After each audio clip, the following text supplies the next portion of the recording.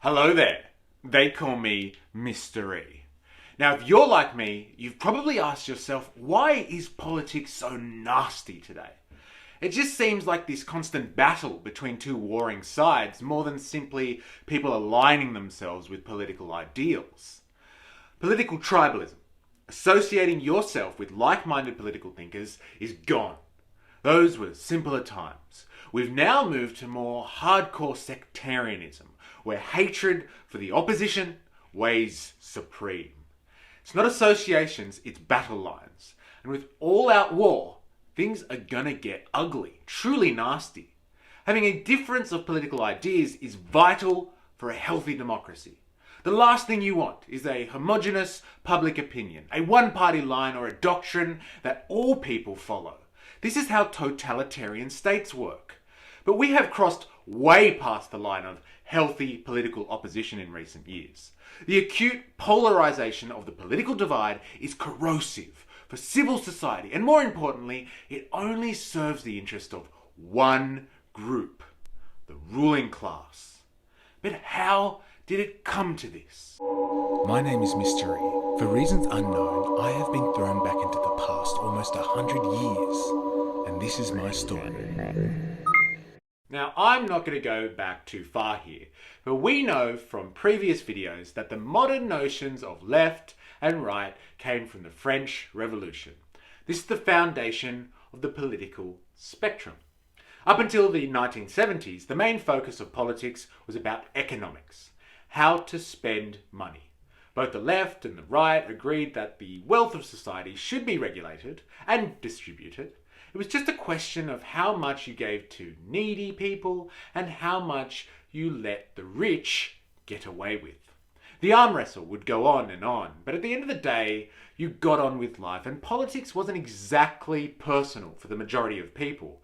There were other things that divided society, don't get me wrong, but not exactly along the political spectrum. Today, you will find people who wouldn't dare associate with a racist right-winger or a snowflake lefty. Identity politics, making politics about personal experience rather than class consciousness, has made the political game very, very personal. It's not who you choose to be with, more who you can't stand to be around. The art of politics, or a good politician, knows how to bridge a gap to deliver on matters that need a bipartisan approach, an agreement between opposing parties, for national interests or the interests of humanity at large. But where is this today? In the age of Trumpism, it is easy to say divisive people are the cause of the political nastiness and the political polarisation that we see in the world today. But this is too simple. And I don't think Trump deserves to take all the credit here. The answer is worse. Now, don't get me wrong, his callous approach to global diplomacy and the massive problems facing the US is an insult to the skill, finesse, and the dignity that usually comes with being the leader of the free world. His refusal to respect the decencies of public office, even to the extent of refusing to concede losing an election, erodes respect for democracy. Democratic systems are held together by good faith. This behaviour energises all those who are pissed off with the system. People who are happy to degrade so-called democracy. But let's address that, shall we? Why are people pissed off in the first place? Up until the 1970s, life was going pretty smoothly globally. There was good growth and fairer distribution of wealth between the top and the bottom, but this all changed with the onslaught of neoliberalism, the ideology that redistributed the wealth of the world back to the super rich. This is no small issue. It is estimated that since the 70s, in the US, $50 trillion, 90% of the wealth of that nation, has been stolen and funneled into the pockets of the top 0.1% of Americans. This story is similar across the globe. The message here is inequality.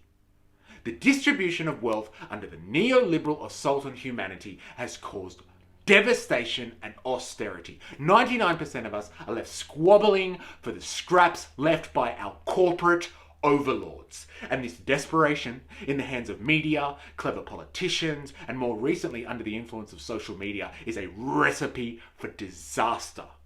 As for media, yes, it has a massive impact on political polarisation today. Back in the day, all information was controlled through the mainstream media, and it was pretty much the same things being said, just in different ways. However, nowadays, people can seek their own information and just find what supports their own views. On top of that, they are fed via echo chambers on social media. And so traditional media gets more and more outrageous to keep up, and the vicious cycle continues and goes on and on. Yes, things we're all aware of, and I'm not going to harp on about them now. It is first and foremost, though, inequality that I blame. The more inequality you have in a society, the more outside money you have coming in to influence politicians and elections. Money interests, surprise, surprise, do not align with the interests of average voters. So you have politicians pulled to the extremes in order to appease their donors at the expense of voters, ultimately making people more angry at the system and their political rivals. Politicians know this. They feed off it. Very few politicians get into politics to serve the people. They are career politicians, and so they rely on identity politics for support because they don't really have policies and ideas worth voting for. So they need something to attract people, which is usually hate. Hate for the opposition. And so everything comes down to values and sentiments. You're either pro-immigration or anti-immigration. You're pro-gay marriage or anti-gay marriage. Pro-life or pro-choice. Or you're pro-vaccine or anti-vax. There is no halfway anymore. No middle ground, no bridging the political divide. And trust is at an all-time low. Trust in media, religion, the sciences, government, military, police, all have been destroyed by neoliberalism and the blatant corruption of these social institutions by big money. Science, education, journalism especially, things that are supposed to be about facts and knowledge, are in regular disrepute and become points of argument, battlegrounds between different political sides, leaving absolutely no room for consensus or the ability to come together. It is sad that it has come to this, but not surprising. We have lost faith in one another.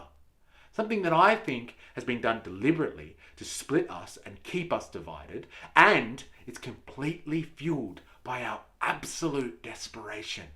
We must find room for middle ground on particular issues that affect us all, and ultimately respectfully accept our differences before democracy can be again an effective weapon against the rich and powerful classes that rule the planet.